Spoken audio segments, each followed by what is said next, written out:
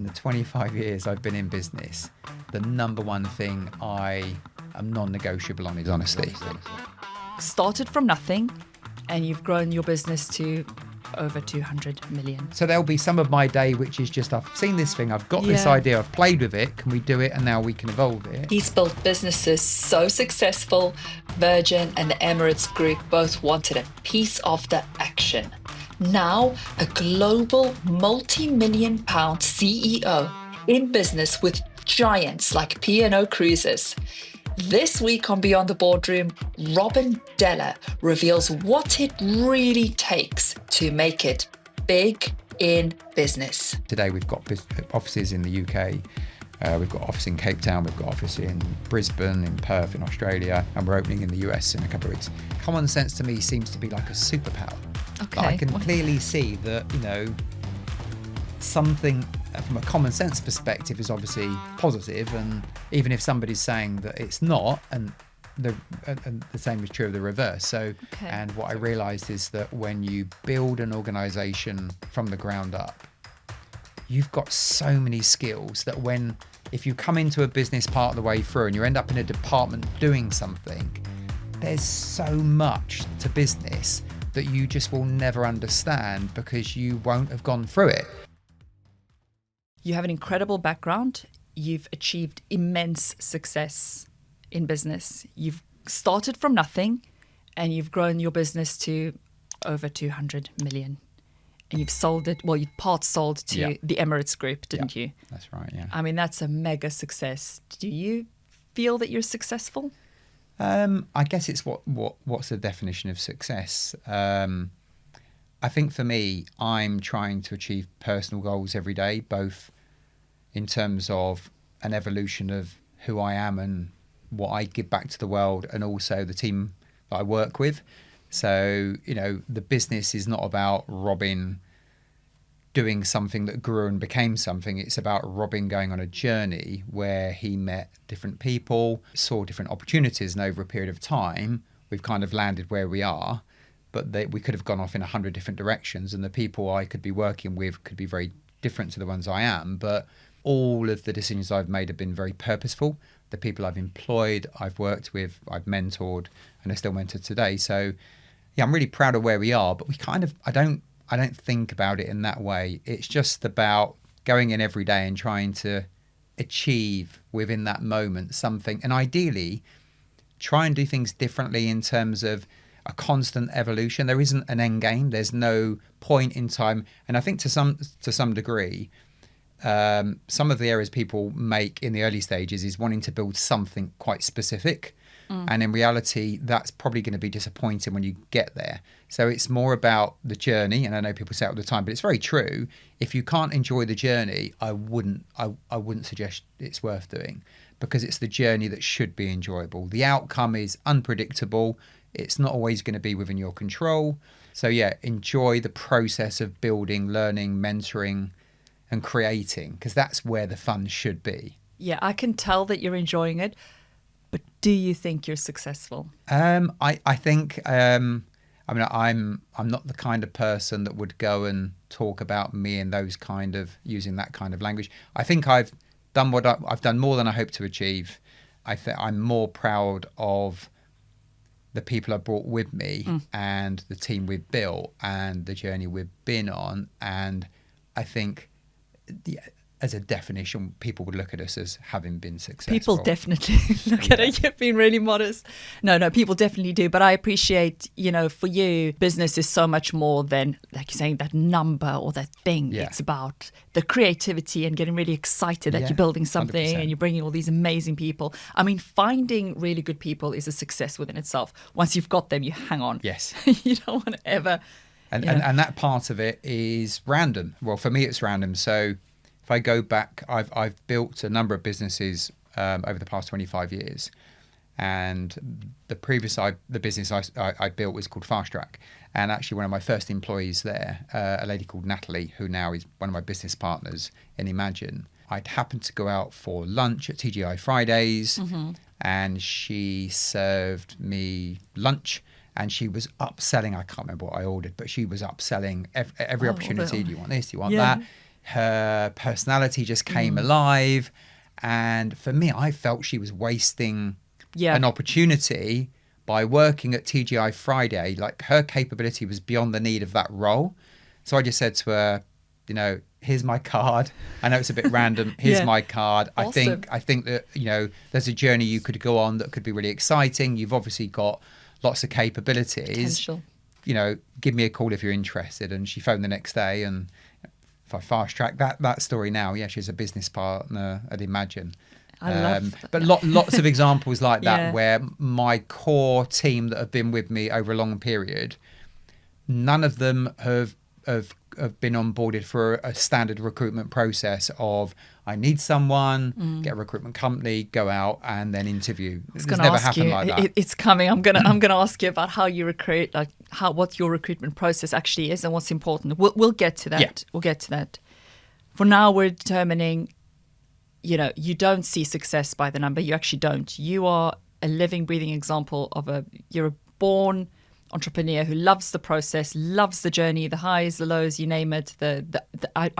We spoke earlier and you said something about the unpredictability of it. Yes. Like, you don't really know. Yeah. And you like being in that environment. You like Yeah. not knowing every single thing and being told, you know, this is the direction that's you. That's your personality, and it fits perfectly with what you're doing. There's something else you said to me that I loved in our pre-podcast call. I'm going to bring it up now. Okay.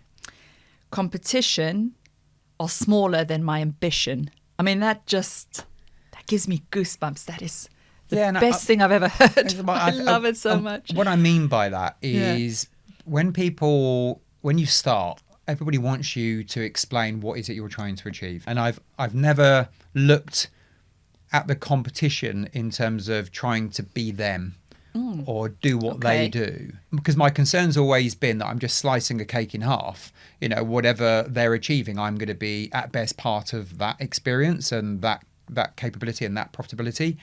So I definitely look for ideas, but my desire to achieve whatever that is, and that changes constantly, even today. You know, what I'm looking to achieve over the next 12 months, 3 years, 5 years is different from perhaps what I perceived it would be 12 months ago. But my ambition is bigger than what I see out in the world in terms of our industry and the people that do the kind of things we do. I want to just have no ceiling to that. And therefore, I believe that we can be as big and as successful as time will allow and our capabilities will allow. But it's not in some kind of square box and predetermined. Again, it goes back to the journey. We're just reaching for the sky. And what we know is that we're going to be doing things that we aren't even considering doing at the moment. And therefore, I can't look for it because it doesn't exist. The evolution and what we become will be self-evident at the point that we decide to do it. But today it may not even make sense because we're not at the right point in our journey to look at those options as being relevant to where we are today. We're going to talk about, because this is the crux of business and getting into business. It's like you have an idea, and you think, oh yes, that would be great. Oh yeah, they doing it, they making money from it. Yeah, and then there's ways of going, well, here's the reality. How are we going to finance it? And different business people look at different business styles. You know, Elon Musk would say, well, you need to, you don't get the money first and then do it. Like do it without the money by presenting something, but then you still have to have something to present. So what do you present? There's all that kind of thing, which we're going to get to. Yes.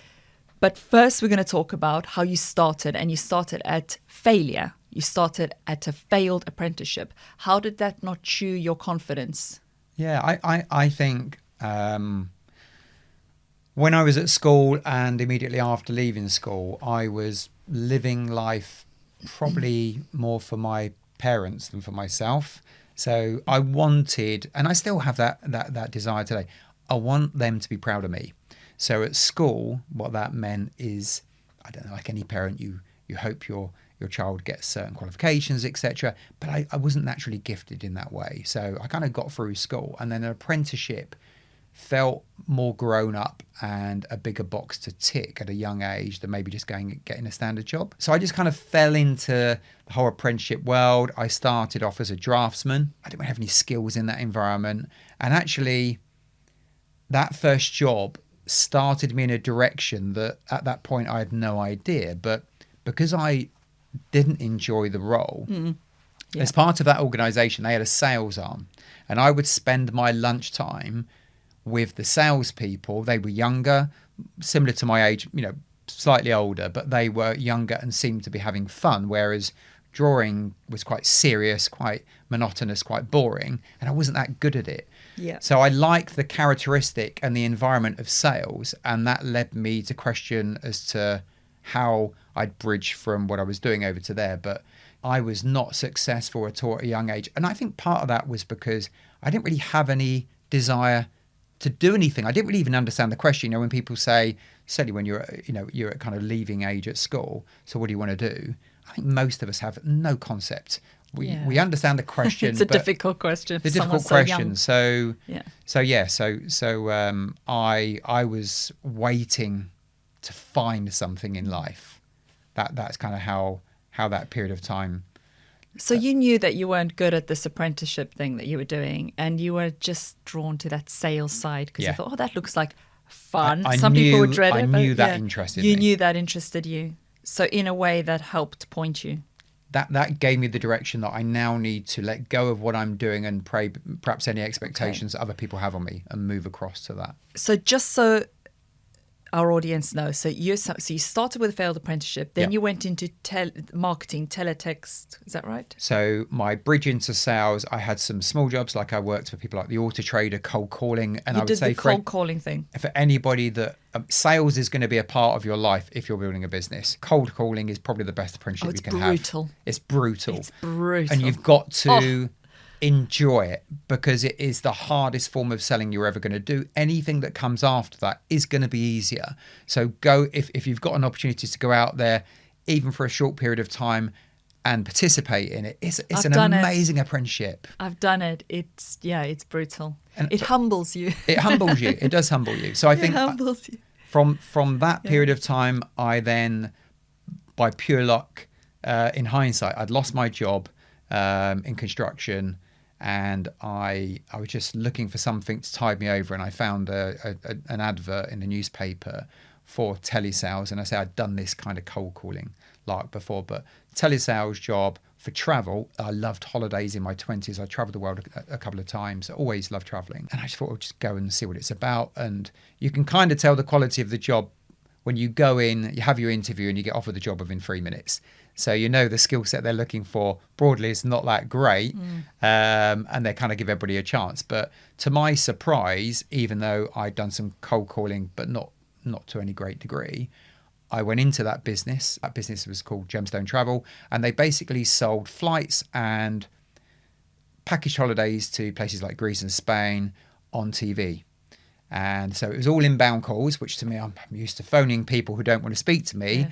So they're saying to me, people will call me. This sounded amazing. And they're going to want to go on holiday. Well, holidays are amazing in their own right, so this call should be nice. And the objective is to try and find a holiday that they're after within their budget. And I stayed there for a year, and in that year I flew. I was the number one salesperson pretty much from the off. Of course. I then got promoted to management, and that gig gave me an opportunity to understand business, because I was given responsibility for a hub of the business in a single location, where I was responsible for opening, closing, the profitability, spending the money on marketing, the salespeople. And without knowing it, you suddenly are starting to see the seeds of business and how different elements of business affect other elements. So in that period, I'd met some people in the company, and I just, for whatever reason, I don't know, there came a day after a year of being there where I just turned to 3 of my friends and said, why don't we give it a go? I mean, I've no expectation or desire to ever run a business, but we're good at this. And between the 4 of us, we've got different skills that collectively seem to equate to the business we're running, but we're running this for someone else. Why don't we try doing it for ourselves? So literally from that conversation to enter into the industry, into the travel industry back then, there was a requirement to have £65,000 of cash flow. So we challenged each other to go and find 1/4 of that over a weekend. Okay. So we all went away. We all came back on Sunday evening, and one way, shape or form, we'd managed to borrow. None of us had the money. Borrow a collective sum of 65,000 that would then allow us to go Okay, on let's and just start. put this into perspective. So you weren't that academic, right, at school. Not at all. You went and did an apprenticeship basically to please your parents, as a lot of us do when we finish school and we try and do what our parents want us to do. You realize you didn't like that boring stuff. Yeah. So you then also saw that you might like sales. Yes. And then you naturally went into these cold calling jobs and that evolved into cold calling in travel centers, right? And then that you found out through that actually there's an opportunity in business as you got into management position that you could actually take this on yourself. So you started really from the ground up and you figured out your talent, and then you found the right people.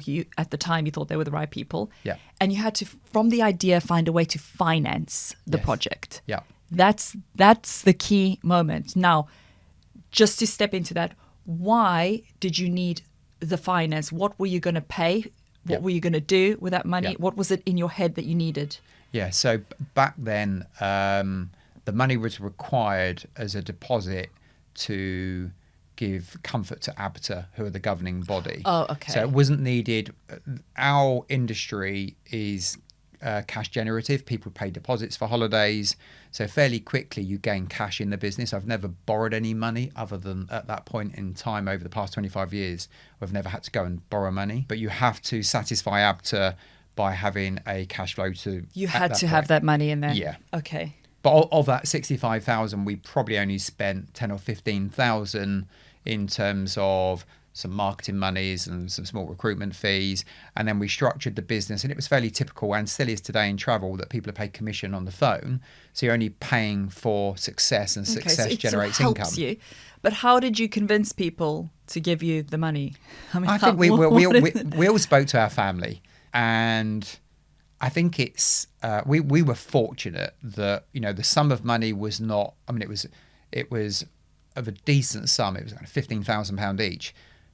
It wasn't crazy. It wasn't crazy. It's still a lot of money. It's still a lot of money, but we were going to replicate something we were doing. We didn't have a business idea that was unproven. We'd got a business idea that was proven. It's just that we were paid a salary previously because we were doing that for somebody else. Okay, yeah, so we I understand. there was some safety. There was some safety. Yeah, you saw that it was working. Although it kind of contradicts what you said before about the whole ceiling and don't copy the competition. Yes. But there is a place for copying the competition, at least initially. Yeah, the basics. Like what is the base plan that allows you to exist and play in the game? But yeah, you're right. And I think back then. Things were more expensive in general. I think in today's world, there's other ways of doing it, actually, in the travel industry, certainly, where you wouldn't need to find that sum of money. You can go through consortia. There's different consortia in the industry, and you can participate in that. But yeah, the good thing about borrowing the money, though, for all of us, was the concept of failure was non-negotiable. It's quite a lot of pressure. And because we'd borrowed it off family, there was no way we were going to let them down. So, and we wanted to pay them back as quickly as possible. And as it turned out, we'd paid that money back in 6 months. All that money had gone back to those individuals within a 6-month period. But yeah, that kind of pressure, that commitment, I think was quite healthy in the early stage, where we'd never run a business. I think had we been given the money and somebody said, whatever happens, happens, I don't know if we'd have been as successful or as driven or as committed. This couldn't fail for us. It depends on your personality type, because there are the sort of business people. I mean, I had another businessman that you'll know who was saying that he knows people that, people come to him all the time and say, oh, we need more investment, more. And then he thinks, well, why? You've only just asked for that a year ago. Now you want more and then more. And then they get addicted to banks giving them loans. And it's always the next, for what? Yeah, for what purpose? For what purpose? And you're not understanding the value of money. I know in some of the later businesses I've had where I've had the benefit of having access to money, I've squandered money because I had it. And I didn't perhaps value what I was using that money for and understand the benefit of that money and the need for that to be successful. Because if I lost it, I lost it. It kind of wasn't a big deal. Okay. But in those early stages, we had, there were 4 of us. We had the capability, we had the commitment to want to pay that money back. And I think we were well set then. If this can work, we had the right ingredients. How old were you at this stage? I was the eldest of the 4. I would have been 29, Okay. and they would have been around mid-20s. Pretty young. Did you have any Yeah. mentors, anyone that you Did went to for actually. questions? Who did you go to? There was when I worked in Gemstone, which was the travel business where I started off selling, there was a gentleman there that came in called John Kent. He went on to build some very successful businesses and sell them for significant sums of money. Mm-hmm. He was in that business for half of the year I was there, and he came in to evolve the business and to broaden the product range. And he mentored me and a number of others. And I'd say through that short period of time, and he was tough, through that short period of time, there have been probably half a dozen successful businesses come out of his mentorship. Awesome. So yeah, a it's special amazing. special person to know. But it's tough love. I mean, that's what it was. It was tough love. Yeah, because I think about this, with myself, my growth. Like, do I need a mentor? Do I want a mentor? How would that work? Everyone has such different styles. But then it's nice to also be accountable to someone to, have that pressure. Yeah, and I think of mentorship in general. I don't know that I would work well with having a mentor over a long period to achieve what I'm trying to achieve. Yeah. I think mentorship is anybody that gives you an answer to a question you didn't realize the answer to. Yeah. So, I live my world with asking 1,000 questions, and where it's different to school, perhaps, where teachers are restricted with time, they're focused on a large group of people and they have to move on. I realized in adulthood, those rules have gone in the bin, and I could ask as many questions as I want. I could clarify as long as I was happy to put myself out there that I didn't understand. I could ask them to perhaps restructure the explanation or the answer so that I could understand it. And I could do that again. And over a period of time, you realize that there are different ways of learning. And I found in adulthood, and certainly in business and still today, that's the process I use. Think of me like a 6-year-old. Talk to me. Yeah. Like I have no idea. So I really lock it in, because I know with that 100%. knowledge, I'll be able to take that knowledge and use it to my advantage. Yeah. I think you've got enough energy. There's a really good energy of you. I can just give you something. I can see you just running with it and doing it really well. Yeah. But you need that energy. You need to be 100%. fired up and do what you've done, because, as I say, to put into perspective, you started from this failed apprenticeship. Yeah. Then you realized you had these talents. You came up with this idea. You raised the financing. You then went on to start Fast Track, which you then sold to Virgin Holidays, and then went on to start Image Cruising, which you then part sold to the Emirates Group. And you've made a lot of money doing it, and you've had a really fun time. So the success is immense, and what you've done is admirable. I mean, it's inspiring. It's absolutely brilliant. But like you're saying, it's not by chance. It's very well thought through, very carefully. Yeah, everything is a process of evolution. The process changes going back to, you're as good as the knowledge you have and the people around you have. That's your collective capability. Yeah. And your aspiration sometimes is initially restricted within that mindset of this is what we can do. You then over time realize you don't necessarily have to have all the knowledge as an individual or even as a team. You can pull knowledge in. And you can use that knowledge to give you capabilities that either you then go to understand and you own and you build from, or you can bring them in temporarily to give you a capability to kind of elevate you to a position temporarily, and then that knowledge can disappear again because it's only of the moment. So it's exactly right. It's everything's very accurate, about especially processes. in marketing in my industry. Yeah, it's absolutely correct, and you bring in those capabilities, and they're changing all the time. Yeah, and that's it. So you've just got to be broad enough to know that the limitation that sits within your business today is almost certainly you and the way you're thinking about things. That is mind-blowing. That's going to be it. That is crazy to hear it like that. And I think especially if you're the one that's running the business, when you run a business, people are reluctant to come up to you and say you're thinking wrong, you're doing things wrong. They're not comfortable doing that. And I think it's through an evolution of trying things, putting yourself out there, proving them, isolating them, tracking them, testing them, succeeding from them, that you start to see the way business works. That it's not one leap of faith to go from a point you are at today to a point in the future, it's made up of 1,000 steps. Yeah. And every step, when you break it down, becomes much more palatable. And then with each step, you can almost certainly break that down into other steps that allow you to quantify which of those steps is going to add benefit to you as a business and which ones are going to deteriorate from your capability. Because all you want to do is, as soon as you see things that are not working, you want to push those to one side. We operate a traffic light system in the business. I've always done that. Okay. Green shoots, so green as a colour, proven. We love it. You we know, want to build upon it, take it forward. How do we evolve that green to become bigger? Amber, not sure. We're not unhappy. We're not happy. It's unproven. We need to keep working on it. But over a period of defined time, it needs to become green or red. And then red, how quickly can we see that colour appear? And then you just need to get rid of it. So you're trying to, in the early stages, you've probably got lots of red flags going, some ambers you're not quite sure, and some greens. Loads. And you want that colour scheme to change in your favour, where you've got a bank of green. That's kind of your security for growth. You've got amber, which means you're evolving. We don't know. These things may work, may not.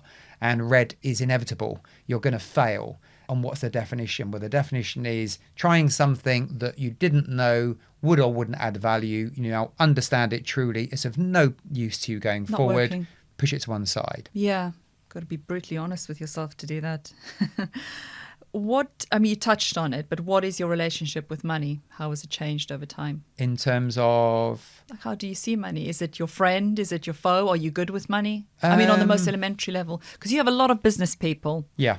that might be really good at what they do, but they're horrible with money. They don't invest well. Yeah. They just don't like the numbers. They give it to someone else, a finance guy. And actually, if it wasn't for the finance guy, they'd probably be in trouble and they would have gone bankrupt 6 times. I'm probably slightly in that camp. I'm quite frivolous. So I'm not stupid with money, but equally I'm not living for some future point where, you know, if I save and save and save and save, when I turn 70, I'm okay. Or I believe everybody should make the most of their life.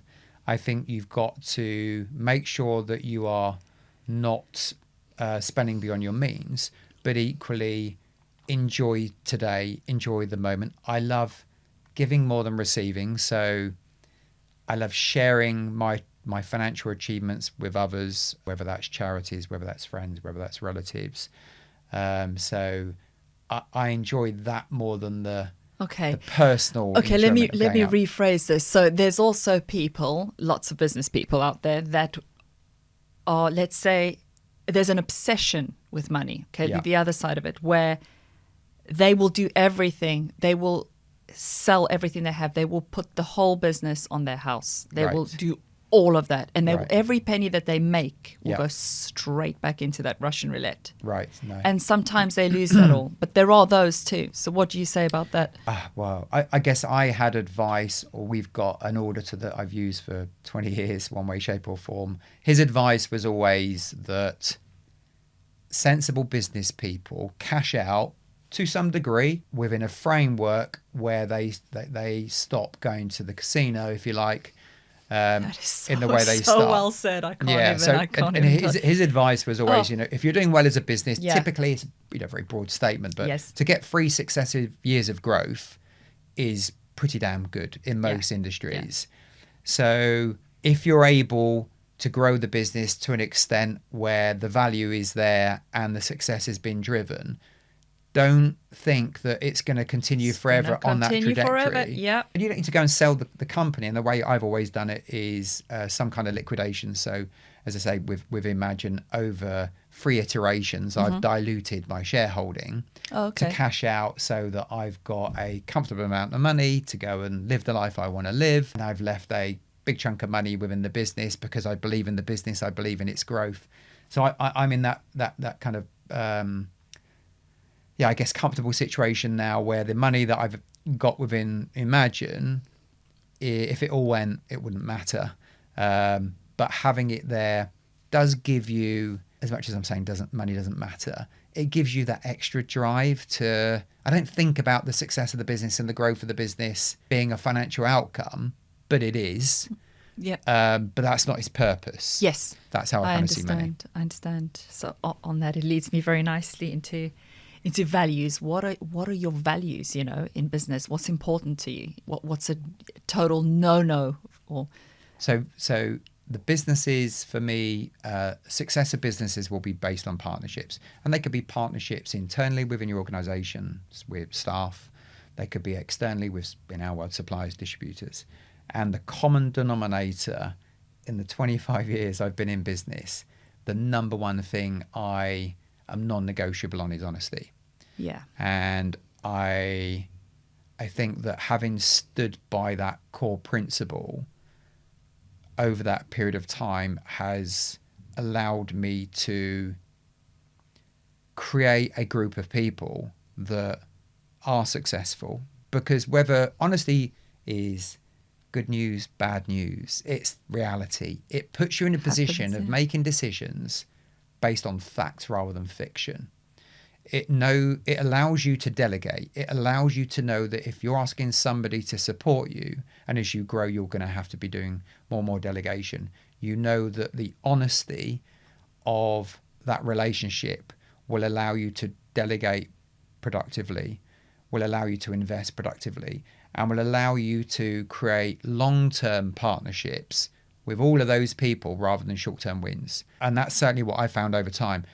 Most of the organizations that work with us today are organizations where the people we work with, we absolutely trust each other.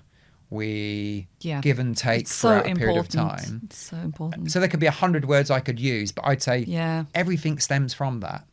If you haven't got that, I would suggest nothing else really is an accurate statement. It's a perception based on what somebody said, but you don't know whether that statement in its first instance was honest. But once we're honest, now also everybody has then this desire to help each other. So it starts to create a really lovely environment where people are nurtured, and the ability to help, support, grow and deliver to each other, it just happens. You don't have to force it. You don't have to write down a set of rules. You just create an environment that's ripe for everything that's good that can come from that will naturally happen. Good values, good trust, and then that your clients know they can trust you, and they know that when you say something, you're really going to do it. You mean it. You do everything for them. Staff, everybody. And you've got to live by it. Yes, and sometimes that means that honesty means that you're going to be having conversations that you'd rather not have, and you could divert from. You could be slightly dishonest, but actually the consistency of a message. And I always say, in my business industry, I kind of call myself characteristically as Marmite. Some people don't like the reality of the honesty. The truth. Others would rather maybe take the softer approach where everything's quite cuddly and nice. It's not reality, but it's not confrontational. And some people prefer that journey. I personally don't. I think that if somebody has something to say to me about anything, I'd rather just tell me what it is, let me understand it, and let's work with it, and let's do whatever we need to do. Yeah. And I think once you start telling half-truths, you then end up in a journey of, what did I say? Last time we spoke, what did I say? Whereas if I just said what is, I don't have to try and think about our conversation and how this is going to go. I'm just going to continue it from where we left off. And if I've said something before, I'd stand by it today. And if I say something today, I'll stand by it in the future. And actually what you realize is people fall into two camps. Some people just naturally cling to that kind of way of being, that honest persona, and they like you for it. Others struggle with it initially, but there'll come points in time during the journey and the relationship you have where they see the value, and they see that perhaps some of the things you've said or the conversations you've had where honesty has been quite negative, they see that actually there's benefits they've gained further down the line from the fact that reality was I just triggered. think life's too short to not tell the truth. Just say how you feel. Even in silly things, people cheating and things like that. You think, well, why didn't you just tell them you're not interested anymore? Yeah, you don't need to do that. Why actually, don't you can simplify it, take a lot of the stress away. Yeah, it's save you time. It's just inefficient. Exactly. One thing that I find is I don't like inefficiency. Yes. I don't like time wasting. That's annoying to me. So you similar? Yeah, I'm very similar. And I think when we look at KPIs in every business, If you haven't got them, you'll end up with them as you grow, and they're helpful. So the KPIs we set within our business, we define through doing it ourselves. So we're going to, for example, in our business, we're going to send tickets to customers for their holiday. I would get one of my senior team to spend hours sending tickets to understand somebody who's got the right mindset, has a capability of doing that role, what's achievable without going to like an extreme scenario, what is underperformance, and therefore what should we be looking to achieve, and therefore who are we looking to employ. So, and that exists pretty much within all the KPIs. We've probably got 100 KPIs in the business. But rather than guess what the outcome should be and what the KPI should look like, why don't we just do the job? You know, if we've got to take the rubbish out, how many black bin liners can you fill up and send out to a bin 100 yards away over a period of an hour? I don't know. Let's try it. We'll all grab them, do it. It's a good way of doing it. Yeah, and then we know when we then ask the staff to deliver on that KPI, we know that KPI has been proven. We know it's sensible, and then it's fair to expect that will be the delivery, and that will go into the expectations of the business, that's what we're looking to achieve. Okay. So you decide to sell your business, Fast Track, to Virgin. Yes. Did you meet Richard Branson? I've not met Richard. I've had letters from Richard when we sold. You had a letter from him. Richard has people that do those things for him. Right. Okay. So you get into this room with these people. Yeah. Were you intimidated? Were you afraid? I honestly thought I would. Did you sweat? Or did you feel? I think my character. Well, so I know what I got. Yeah. So I ended up on the board at Virgin Holidays. Oh. And I think I predicted that I would be intimidated, if that makes sense, because I assumed my worth was less than theirs. Like, who am I? They are working for this amazing brand. I've loved the Virgin brand. I love the Virgin brand. I love them. The Virgin brand. They're so good. All of a sudden, I've gone from running an independent company to being propositioned by the brand, to then selling to the brand, to then being on the board of Virgin Holidays as a brand. And then after maybe 2 or 3 board meetings, I realized that any preconceptions I had about what those people would look like, how they'd behave, and how I would struggle, they went away. And actually, I kind of felt empowered. And what I realized is that when you build an organization from the ground up, you've got so many skills that if you come into a business part of the way through and you end up in a department doing something, there's so much to business that you just will never understand because you won't have gone through it. Quite right, you wouldn't have need to go through it. So I felt that I was able to give those board meetings a new take, a new view of whatever the subject matter might have been in those board meetings. Obviously, over a period of years, that changed regularly. But no, I believe I added genuine value to that board meeting, and I got to the point where I was excited to go to them. I felt valued in them, and the feedback I got from them was positive as well. Okay, so you were scared at first, and you grew into the role. And now let's take it further. So then you go to the Emirates Group, or they come to you. How does that work? So again, same. So they proposition you. Yeah, they proposition you. Dare I say it's even a little? It's a step up there, and then you. Can I say give away 50%? Yep. More than 50%. Was it 51%? 51%. Yeah. Because then they are the majority Yep. stakeholders in the business. Yep. And how does that feel, first of all? Because it's your baby, Yep. and you've made that decision. And I'll ask you why you made that decision. Yep. But then also there's seller's remorse. You didn't fully Yep. sell, you're still in the business, but Yep. then someone else has majority power. Yeah.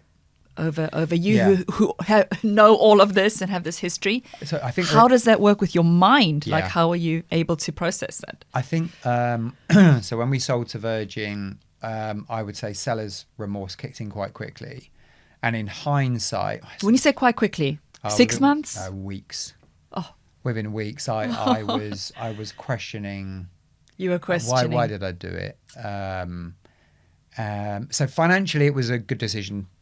But I didn't realize that what you're left with is nothing. You know, you've got money, but now you are almost alone in the, because all the staff stay, obviously. They So say all your friends- staff that you've nurtured becomes someone Yeah, else's staff. It's exactly. hard. It's hard. So they all stay there. All my Yeah. friends now are at work in the company I used to own. So it was helpful to me understanding what that feeling's like and the value of the money and the celebration. There was no celebration. I didn't feel like celebrating. No. Yeah. So that crescendo didn't occur. You know that this is a very real thing. Yeah. A lot of business people Say have the same. serious seller's remorse. So I think that then allowed me with Imagine to have a different approach. Okay. An understanding as to, well, if you're looking for some day where this happens and, fireworks and balloons, that's not going to happen. Yeah. So what are you doing and why are you doing it? And I think for me, when we started Imagine, my desire, whereas Fast Track was a UK business sold to Virgin Holidays that operated, again, the UK business, I just wanted to challenge myself, understand my capabilities, and therefore Imagine was always going to be an international business. So today we've got offices in the UK, we've got office in Cape Town, we've got office in Brisbane, in Perth, in Australia, and we're opening in the US in a couple of weeks. So Crazy. that was the journey there. But the difference between the Emirates Group and Virgin is Virgin decided upon buying the business they wanted to change it. And they made multiple changes and they made them relatively quickly. Which always seemed odd to me, why you would pay so much money and then you'd want to change it the moment you got it. It hurts as well. Yeah. It's like The Dubai you have to try not take it mentality- personally. You think, why? The Dubai mentality, and I think people are much more, we sold 51% in 2015, we're 10 years on now. The word Okay. Dubai now is much more familiar with people, I think. Yes. Certainly from a business perspective, the mentality of the group in Dubai is completely different to the mentality that I saw come from the Virgin Group and probably most UK businesses. They are not looking to change the business. I've grown the business since that purchase back in 2015. The decisions and the way we've grown the business have been my decisions. Every time I've needed support to go and evolve or perhaps do an acquisition, we did an acquisition in Australia 5 or 6 years ago, they have supported me in a way that I would never have assumed. They have been the best business partner you could ever hope for. Yes, they've got expectations, obviously, and we've got budgets to meet, etc. But in terms of their belief in me, their belief in the business, and what they want from the business, they want me to enjoy the process of making this company the best it can be. And they're willing to back that concept, whatever that might be. So they're more backers, yeah. They're more backers of you. backers. Yeah. They I give you the understand. confidence. And obviously they've got infrastructure support mechanisms to assist in some way through that process. But sometimes the biggest hurdle you have when you run a business is somebody giving you the confidence that you can. Because especially when you're a CEO or if you're starting your own company, probably everybody questions why you start your own company anyway. So those feedbacks can be Get quite a job negative. instead.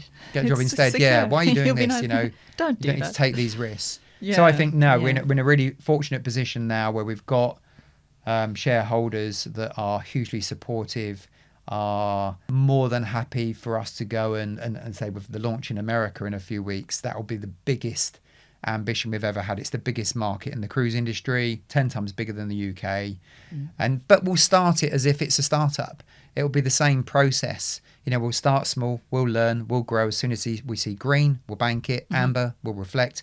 Red, we'll push to one side. The only benefit we have now is we can do things at speed because we know Speed and scale. we know the process and scale. Okay. So now you're on a different level when it comes to pricing, what you charge, all this pricing models. But going back just to the original days, when you had to charge someone for something Yeah. and you had to ask for money and anything like that, did you ever have this little feeling, similar to the one in the boardroom where you went in for the first time with Virgin, you think, but I feel a little bit intimidated. Did you ever think, I feel guilty charging almost? Or did you always know that's my value, I'm okay to charge because I'm very sort of business is business? I mean, you understand the psychological question behind it? I understand. And I think actually the way Imagine works, that that hurdle has been what's helped us grow. So we've created a business that curates cruise holidays, and the message to the consumer is value. So the value proposition is drawn from a ton of negotiations by individual suppliers. Okay. So we are trying to buy well, and we're trying to offer the consumer an opportunity to experience something at amazing value. So that kind of methodology of the way our business works now, we're known for value. Our biggest message is we're a value proposition. We're not cheap. Our average holidays are over £5,000 a person, but they're great value. But that business kind of became through an understanding that actually people will pay. So when you say, do you have concerns about charging? Actually, I don't. My concern would more be about is if they pay, have I given them value for whatever that might be? So am I abusing the relationship? Because there will be many opportunities in business for you to have a quick win. Somebody perhaps hasn't seen something or misread something, or you can be discreet and maybe gain. All I know from my journey is that there's no longevity. You can't build a budget that says that that's going to happen and when it's going to happen or what the outcome will be.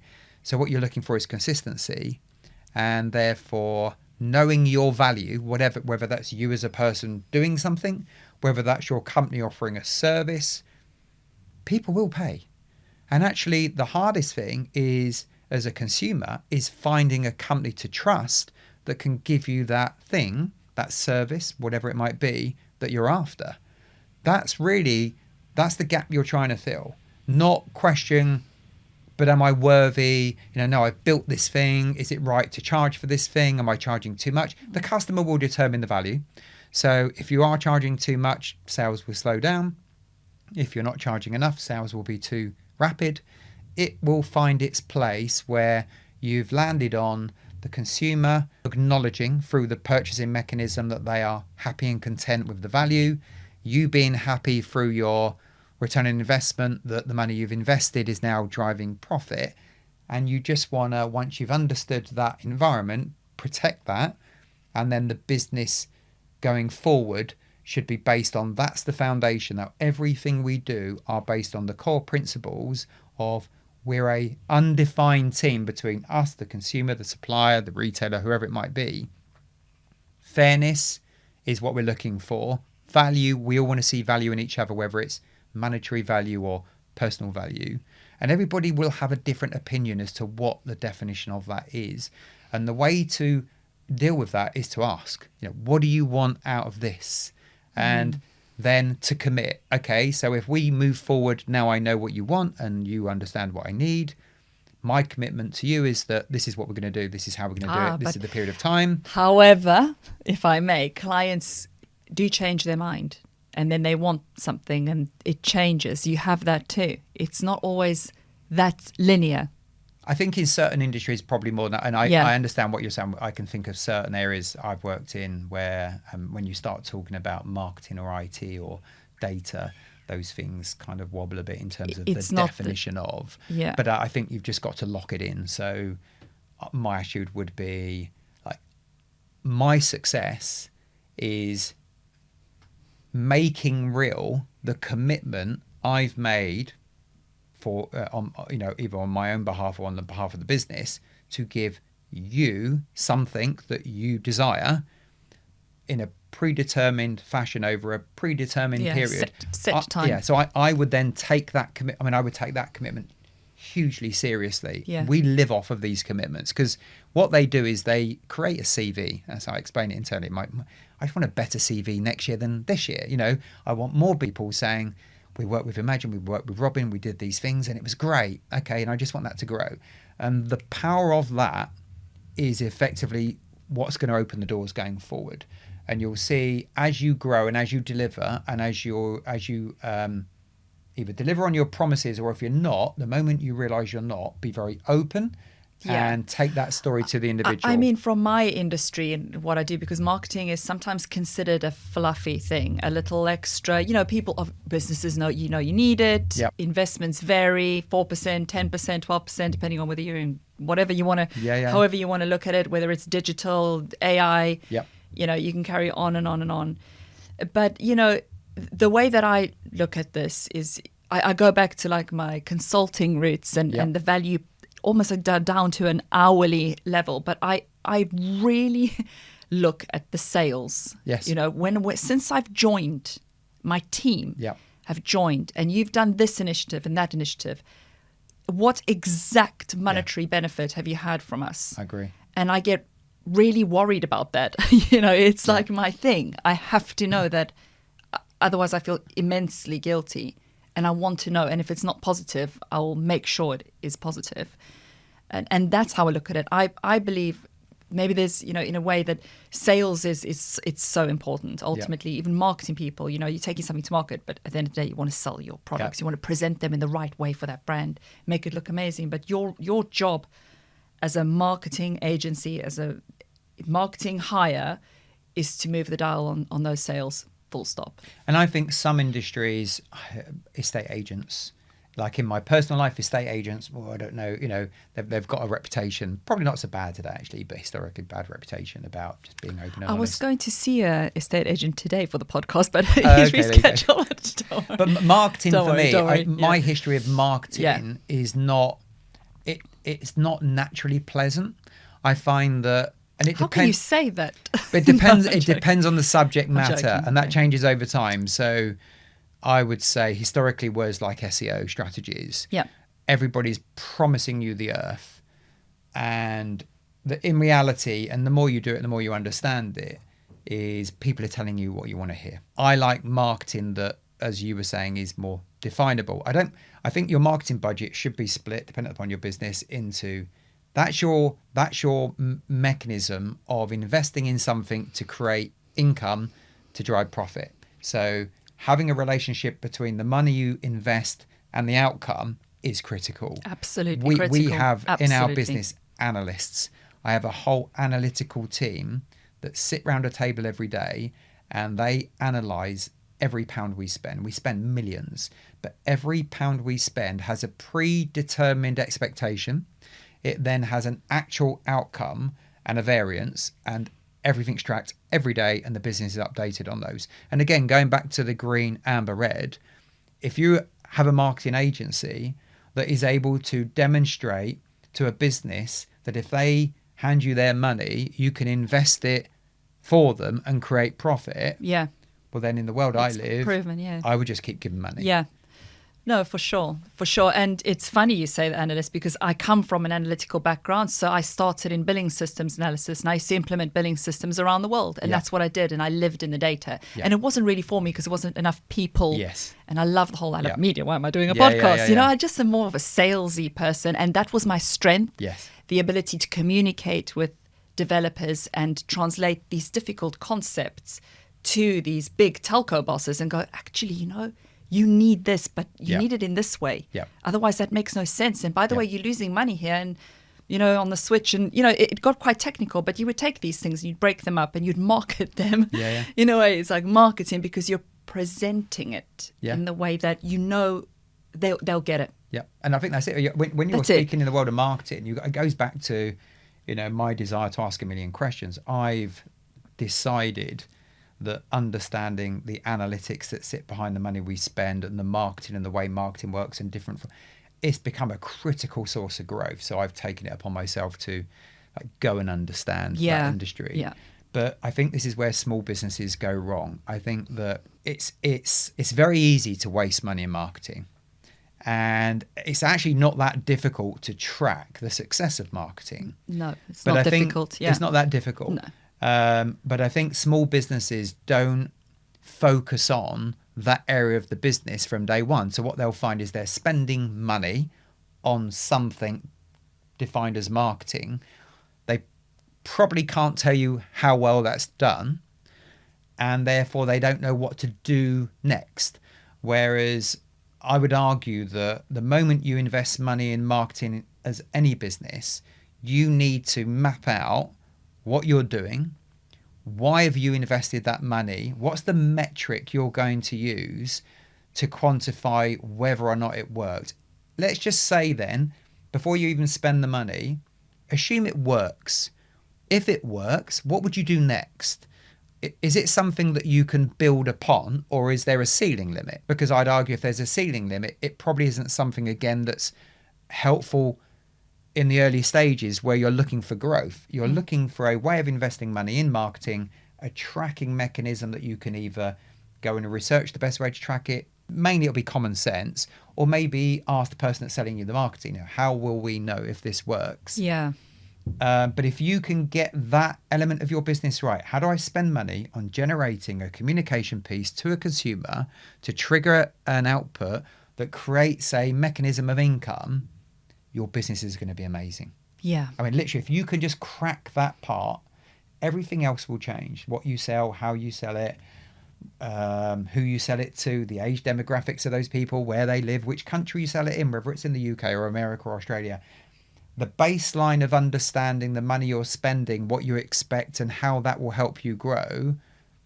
Sit down and understand that model. And if it says you can't prove that you can make money, I would question why. If it feels like to make money you've got to fly to the moon, it's probably not going to work. But if it feels fair and reasonable that this investment could create a profit margin that you can use to grow, focus in that area and acknowledge at the end of the spend, and whether that's a day, a week, or a month, did or it didn't. And what does that mean? And now it did, what do I do with it? And if it didn't, regardless of what the marketing company say, cool, turn it red, throw it in the bin. Don't get drawn into how to turn red into green, because red is unlikely to turn green. But, marketing people, especially in big companies, the marketing departments, when there's a gigantic department, you sort of come in there. And then they can be so rigid too, and set in their ways, and they like to just go to their event thing twice a year. And that's corporate. I think that's more corporate. It's very, that's a whole nother word. There isn't this elasticity. No.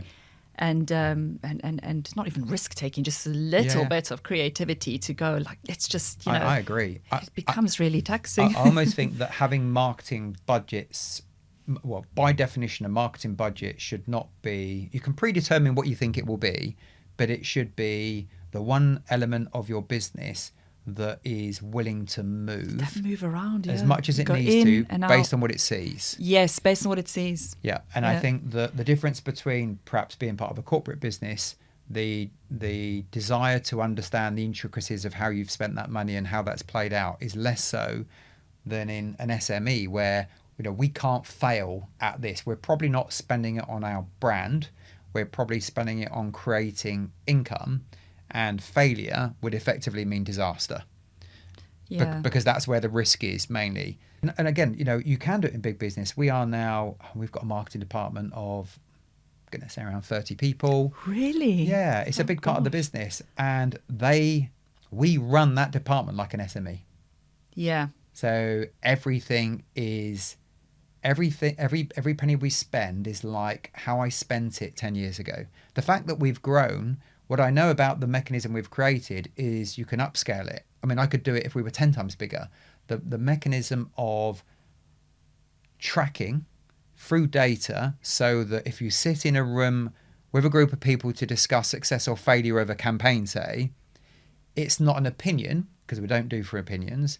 It did or it didn't. It's either green or it's amber or it's red.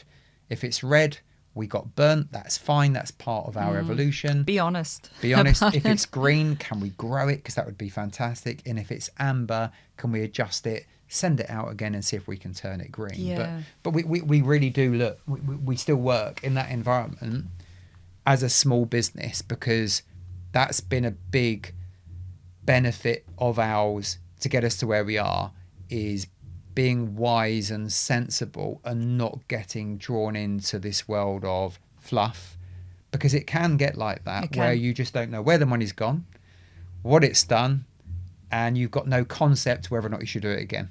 You've got to be able to track the income back to the money that you've invested. Absolutely. You've got to be able to do that. And your marketing people need to be talking to your salespeople or looking at those Constantly. sales numbers just Yep. constantly. It's just that's what it is. Yep. That's their. Yeah, That it's is- healthy. And some marketing individuals, some marketing businesses don't like that. I think it's a really healthy in relationship. Why where, wouldn't they like it? I think marketing can be perceived as a skill that sits independently of the rest of the business, rather than a component of the business that equally is variable in the way it speaks. So I can say this in this way, or I can say this in this way. Those two ways, those A/B versions of the same thing, have different outcomes, and therefore inevitably will create a different return on investment. So they are incorporated. But I think again, in corporate business, people tend to stay in their lane more. And as I say, the SME kind of it's- mentality is, yeah. but we're a team. No, we want to know everything about Yeah. everything. And it's great because knowledge is really powerful. And that is so true. Yeah, I've had a taste of all the different ones, and also I know how big agencies work, big marketing agencies. I see how things work there, and I see, the small agency and how corporate. So it is totally different. Totally different. Totally different atmosphere. But let's talk about another important purchase, is the employees, the resources, the people that you work with. Yeah. How do you know instinctively who to go for, who not to go for? Like, what is that thing? Yeah. So I think that will change as growth occurs. I think if you're trying to establish a new business, or you're maybe 1 or 2 years into trading of your business, in the early days, it's gut feeling. Gut feeling is the most powerful tool you have. And I always say to people, where I lacked capabilities at school, what it seemed to leave me with is an abundance of common sense. Common sense to me seems to be like a superpower. Okay. That I can clearly see that, something from a common sense perspective is obviously positive, and even if somebody's saying that it's not, and the same is true of the reverse. So it's that kind of common sense applied with gut feeling. I always say, generally, if I've interviewed, again, going back over time, not really interested in CVs, I'll get someone. I was going to ask you, what does a good CV look like to you? I don't look at CVs. So you don't look at CVs? No. So because I find that they position the conversation too specifically, because you've already got a predetermined conversation, because they've said, my name is, I love these hobbies, I do these things. So you don't sit there like on The Apprentice and and then rip a what? No. So I'll have somebody. There'll be a process before me where somebody is ensuring that there is a capability of the individual that gives them a place at the table for me to speak to. Okay. So I'm then going to assume by the time I speak to them that they could do this job. Doesn't mean much though. Doesn't mean that they're right for us or we're right for them. Once I speak to them, I literally, it's just like this. It would just be, forget whatever you wrote on your CV, because you had to, you're asked, they're quite regimented, aren't they? Yeah. CVs. Who are you? What is it you want out of life? And I will look to sell them the worst version of our business as possible. I will try and put them off. So my objective is, I need to get rid of as many of these individuals as possible through the process of recruitment, to save the cost, the time, the effort to me and that person once we've triggered the actual employment process. So I will be very raw about who we are, what we do, what we expect.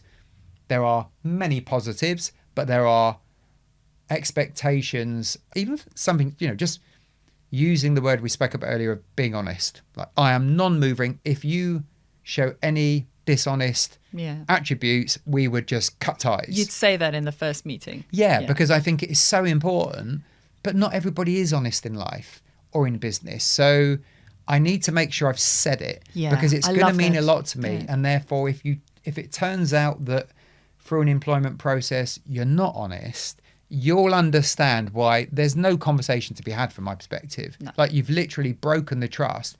There's nothing to build on. There's no foundation. But other than that, it would be general conversation. I think you get a feel for people. So could I work with this person? Personality dependent upon role, because that probably will shift considerably depending upon role they're looking for. What do they want out of life? How ambitious are they? and where in their life cycle are they as well. So I think timing is important as well. I think there's a right and a wrong time to moving to certain parts of your career, and if you get that wrong, it might be the right business but the wrong time. Yeah, 100%. So it's trying to understand that, but generally it's about the person. Who are you? Yeah. And can I see you as being part of our team? Would I enjoy spending time with you? Would my team enjoy spending time with you? Because I think if you are open to being part of a team, to learning, I think that's kind of what we're after. We want to mentor everybody we employ so that we get all the skills they've got. We want to suck that in. That's the reason we're taking them on board. Yeah.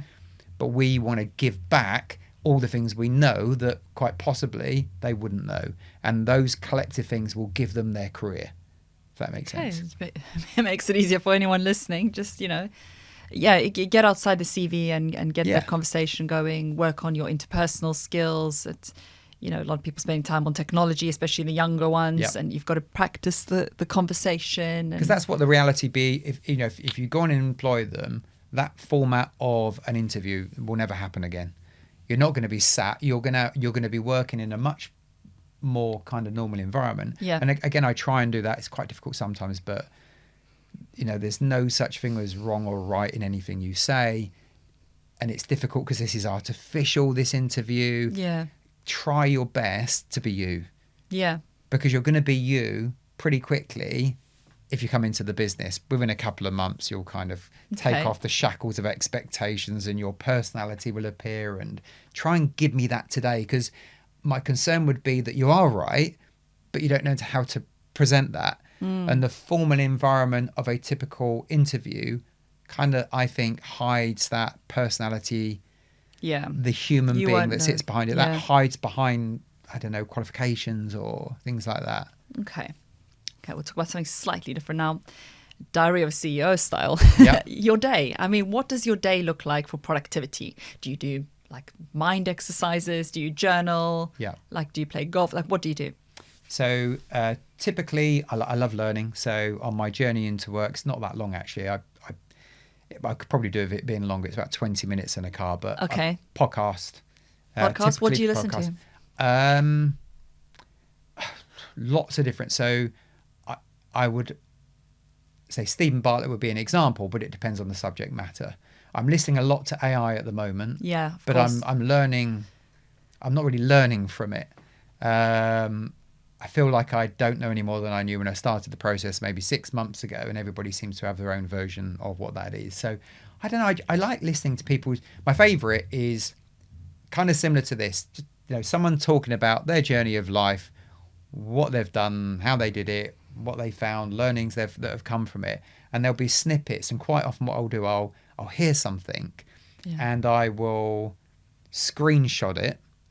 I'll then go into the office and I'll pull people in the room and I'll say, you just need to listen to this. Like, this is us.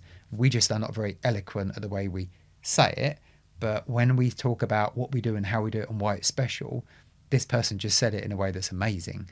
And I think we need to start kind of using this. So I'll just maybe of a 2-hour podcast, there may be nothing that particularly lands as something I'll hold on to.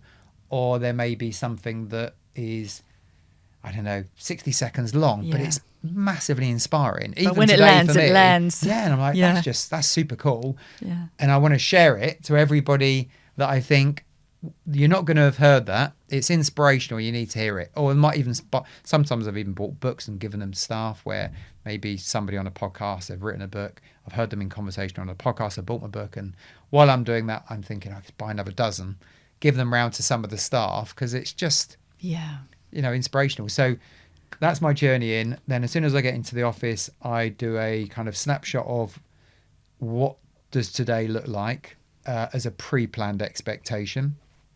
And that will be a combination of things depending upon the day of the week of the month. But it will be spending time with the senior team and also with the strategic team. I've kind of siphoned off a separate part of the organisation that is allowed to go and look at the future without having a tie to the budget that we have today. Good. So America would be one of those now. There's a team that have no responsibilities in the business other than prepare for our entrance into a new source market, understand the products we're going to sell, why those are going to be the products. Yeah. So over time, but on a day-to-day basis, there's nothing else you have to do. Or it might be something like do it with the marketing team. We've got our kind of BAU marketeers, then I've got a strategic team where I'll come in and just say, I saw this thing on TV yesterday and I think it's amazing. I think we should do it. There's one we're doing now, actually. There's an app I found which creates songs, and I am addicted to it. I'm going to use it for customer service. Okay. So you put in some kind of storylines, not that complicated, maybe 6 or 7 prompts. The quality that it outputs is unbelievable. So I fell upon this about a month ago, but it's a good example of how I spend my time in a way that I didn't think I would be. So we're now going to be at the end of the holidays we have. The holidays we sell typically are groups of 50 or 100 customers. Our average age demographic is around 68 years old. And we're going to get them together at the end of the holiday and ask them to effectively give us the prompts. So what was this holiday for you as a group of people? What were the highlights? What did you see? Are there any people that you met? Anything that feels very memorable? What emotions have you felt? Run all that down, put it into this app, and then when they arrive home, there'll be a song for them. Oh, But the song will be their song that would only make sense to them on their holiday with the people they went with. To anybody else, it would make no sense because the memories are specific and the emotions will be specific as well. So there'll be some of my day which is just, I've seen this thing, I've got this idea, I've played with it, can we do it? And now we can evolve it. Strategy. But your day is structured. You know what you're going to do that day. You go in, you're learning, you're picking up ideas. You've got your radar set. But it's open to be completely emptied if need be. So I have an understanding of how I should spend my day based on what I know.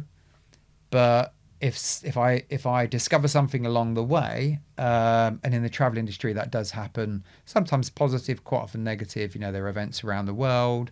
For example, most recent would be the war in Ukraine, where cruise ships then redeploy. We've got a whole heap of things. So I react to reality rather than predetermined expectation of how I spend my day. I try and think of myself as a teacher, and I want to spend as much of the day as possible mentoring whoever within that day relative to what I'm trying to achieve for a process of teaching and learning rather than ticking a box called a meeting or a presentation. It's a proper, how do I get this message across? How do I make it memorable? How do I get it to lock into them? So again, going back to what I said earlier, we have an opportunity in this hour to give you something that forever will benefit you. How do I make that happen in this hour rather than we just come in, do something, go out, then the next, then the next, then the next. So I take that really seriously because I love it. I enjoy that. And how do you relax? Family. So spend a lot of time with the family. We travel a lot together. Love holidays. Because things can get stressful with business. It's not all golden things. You're going to have moments where it's hard. Yeah. And you get stressed. What do you do when you get stressed? So to unstress. Things. So to de-stress. I think it's changed over the years. I think in the first, decade even, I didn't find a way of I just felt stress was inevitable and suck it up. And then I think as time's gone on, I've realized that it's not healthy to have stress and to hold that in, and even it's not healthy to just find something to do to escape from it, because the stress isn't going to disappear. The thing that's happened has happened. Yeah, it's happened. It's almost like, okay, well, let's unpack it. Who do I need to bring in the room? So what's the subject? Who are the people? Bring them in. Let's unpack. Again, going back to the honesty. Let's just, what has happened? Why has it happened? And then how do we work together as a team to... You're regaining control. Yeah. Regain control of it. Stress is a loss of control. Yeah, own it. Don't let it just... Don't hide from it. Don't let it control you. Don't let it control you. It almost certainly is repairable. It's not going to be the end, almost certainly, of you, the business, the week, the month, or even the day, or perhaps even the hour. you probably are, you've allowed it to scare you. Whereas I think when you own it and you unpack it and you realize it, you'll be able to realize in most cases that you just need a process of dealing with it. And you need a group of people that are best to execute that. And once that's been executed, or once that decision's been made and that delegation's happened, move on. Because it's going to keep happening. Yeah. And it's the same in your family life. But no, I love golf. I love travel. I love spending time with the family. I'm quite simplistic. I love TV still. I love reality TV. Do you watch Traitors? I watch Traitors. I watch much. I've got Paul Gordon coming in. Have you? Here. Yeah, at 2:00, and I did the pre-podcast call with him, and I could just see his eyes. You know, it's such a genius program. It's a genius program. And there are a number that come along, and they're so rare. Perhaps one every, I'd say, 3 to 5 years, you'll get something that comes along that almost sounds a bit bland when it's presented to you. Yeah, you think that won't be good, but it works. It's amazing. Because it's so psychological. Yeah, very psychological. If you're in business, an entrepreneur, you're gonna appreciate it. And it's interesting because obviously as the viewer, you know more than the participants, which is the same, I guess, with The Apprentice as well. And but you also see the common downfalls of people. You know, for example, if you come in and you draw too much attention to yourself and you've got to play things a bit more, There's phased approaches, aren't there? Like for the first couple of episodes, just lay low. It's the same as Apprentice. Don't volunteer to be. I never did. No, but it's an interesting thing, reality TV. I from this, I take a lot from you, the knowledge that you've imparted here, and thank you for your time. No, it's been really enjoyable. You're a fantastic communicator. You're a very good salesperson. I think a large of the success from what I can see of you is that you've got a way of transferring the company culture that's in your head to others. Yeah. The whole thing about trust and about breaking things down into understandable, controllable and common sense logical things to do, and scaling the traffic light system. You've just worked it out. You've taken something so seemingly really complicated, and it is complicated, but you've made it digestible to anyone watching. You can get it. I think that's your job as a business leader. Business can, if you let it, business can be ridiculously complicated. And you've got to realize that to most people that's not going to make any sense if you're trying to create an understanding of how holistically you're going to take what you've got and grow it. Most people are not going to understand that language, and probably you won't even understand it yourself. You've got to find a way of simplifying that story down and getting people on the bus. Finally, you're not going to build this business. You're going to need people to back you. You're going to need a team. You're going to need finance to back you. You're going to need money. You're going to need a whole heap of people to believe in you. Your main job is to commit to be honest with yourself that you believe, like you truly believe, and then to simplify the detail that sits behind why that belief exists and get everybody to on board, and effectively they're backing you. Because if you're wrong, it's unlikely that they've got the ability to change direction, especially in the early stages where you just don't have enough experience and data to support what you feel. You just, you've done as much research as you can, but reality is until you start, you don't know anything. But I think that's it. I think enjoy being a leader. I love building teams. I love mentoring people. I love learning. It's a two-way street. Be excitable. Be quiet. I still consider myself today to be a bit immature at times. When we've achieved certain things, I feel like a 6-year-old, and they won't necessarily come in an order of the size of the prize. They'll be where you've achieved something that people doubted, or you doubted yourself. They were not easy, even though they may not add the biggest benefit at a point in time, but that through that exercise and that journey, you're allowing the business to become something that lends itself to where you want to go. And that if you look behind, everybody's waiting to say, where next? What are we doing? And they may think you're crazy. I know a lot of my staff over the years, some of the ideas I've come up with, that they just don't understand why, what, where, and how. But then you look 5 years later and it all makes sense. Yeah, there's a fine line between sanity and insanity, I'd Definitely. say. And a lot of business people would have to be crazy to do the things that they're doing and to put themselves actually at such risk. Yeah. You know, and definitely. take these loans Yeah. and everything. You know, there is the only scary side, I would say, of business, and anyone watching, it is the whole like is your belief in yourself. You can believe in yourself, but let's hope you're not blindly Yes. believing in yourself. I And agree. yeah. Some people, I think, get stubborn through maybe they've either invested time, effort, or money, and they feel there's no turning back. And I think Yeah. every one of those points, you've got to be true to yourself, because you're not only going to let yourself down and you're going Yeah. to judge yourself on the outcome, you're going to let other people down. But just be honest with yourself, and not everything works.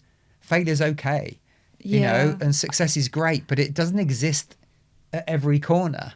And just because you fail once doesn't mean you can't go on and achieve. And just because you've achieved once doesn't mean you're always going to be successful. Everything's momentarily. The main thing is learn, back to the honesty. Be honest with yourself, be honest with the people around you, and have a way of checking constantly with what you expect to see, and is that what you're seeing? With reality, because reality. you mustn't lose touch with reality, and that does happen. You know, Definitely. I've seen that. I've been Yeah. around business my whole life, from a little kid and watching Yeah. my dad and his friends, and you know, It's and sad. my husband, and now myself. You know, but it is slightly, you can get put off when you see You can. the negative side of business, and I then you agree. think, oh, but the highs are so high and they're so wonderful. So business is but it's also very interesting for me, and I know that our viewers watching who want to get into business, or even who want to advance in their role Yeah. within a Yeah. company, and they want to do better. It's always important to hear from others that have had that success. Yeah. And look at that success, look at how that's worked, and like you're saying, replicate the things that That's work, not those And again, that don't. the traffic light system, Yeah, you can apply traffic to lights. every element, including Yes. yourself. You know, have I spent my day adding value? Have I been a green person today? Have I kind of been there but not really done much? Or have I wasted the day? Yeah, You know, which am I happens. going through every day of the week, building up and adding value to me, myself, my career, and to the business I'm working for? And one of the other things I'd say is when business owners are looking to grow, growth will almost certainly include evolving structure. And most of us like to bring on board and elevate the people we're familiar with working with. So rather than take on recruitment externally, being able to mentor people and see them grow internally is much more satisfying. Yeah. And finding people that stand out internally is quite difficult. Yeah. So if you are a person who is achieving, don't be shy. You know, explain, showcase. You know, maybe ask for time with your boss in a way that's just about you, not about the business, not about them. But don't be shy about wanting to go on, wanting to achieve, and don't be shy about asking people to challenge you more. You know, the business can't help but being structured to a degree, and if you've got a role within a company, expect certain things, go and ask for more. A bit like you would at school if you were academic, can have more homework. Do the same in business. Is there anything else I can help with that sits outside of what you expect of me, that I can learn something and you'll Yeah. gain from it? That those kind of characteristics, they're lovely to see in individuals. They don't happen enough, but they're very memorable, and you bank them, and as you grow, you pull those people with you. As I was listening to you talk, and this is a question just from myself and my Yeah. own experience. I spent a very long part of my career being a really, really good employee. Yep. Like really good. Yep. You know, I'll stay late, and I did what you said. I would go up and say, I finished my work. What can I do? Is there anything else I can do? I've done it now. Yep. You know, is there anything? What can I do? What can I do? And I've watched people get fired around me, and I've watched all that, and I thought I'm a really good employee, because I will work like I will just till kingdom come, and I'm going to do everything and Yep. to do that. And but then to transfer that mentality from being a really good employee Yeah. to now being a business owner. Yes. And you have to think about, you know, charging, because I was also loyal to the clients. Yes. and making sure absolute value. But then to translate it to, but I now have to make this extra money because I've got this agency, and Yeah. it's like the mentality. Yeah. It's okay managing people, that's fine, because, you know, as an employee you can do that, you can manage teams and all that kind of thing. But Yeah. what is that mindset between being a manager of a business and being an employee? How do you see that? I think if the business is run well, where I'm talking about people that are capable, wanting, willing, and everybody's different. So when I say we're looking for these characteristics, where some businesses fail is those people can be perceived as threats. So it depends on the structure of the business. If those people are managed by someone who would like to maybe not let that work ethic, participation known, then move out of the business and go elsewhere. You need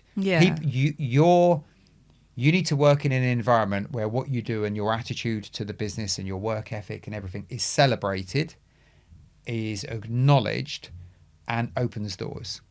Right. I don't think every business is structured to give you that as an opportunity.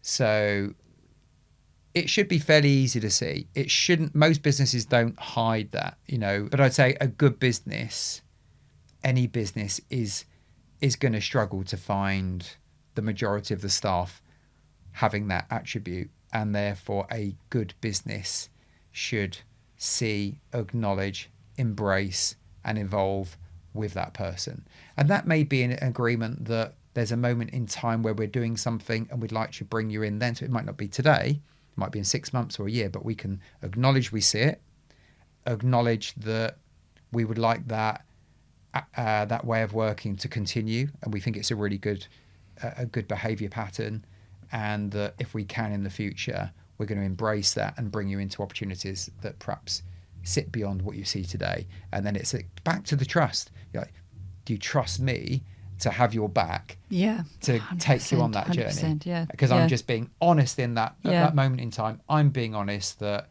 I see it, I hear it, and at the moment I can embrace that, I will. But today may not be the right day. So if you don't see that today, don't get down, keep it up, because it definitely will come and bear fruit. That would be my way of doing that. But as I say, businesses are different, and management styles are different. But I think entrepreneurial companies understand the value in people, because they probably started off creating their first level of success just because there were a small group of them in a room working their backsides off, giving everything, and the value was obvious that had we not done that, we wouldn't have existed beyond that moment in time.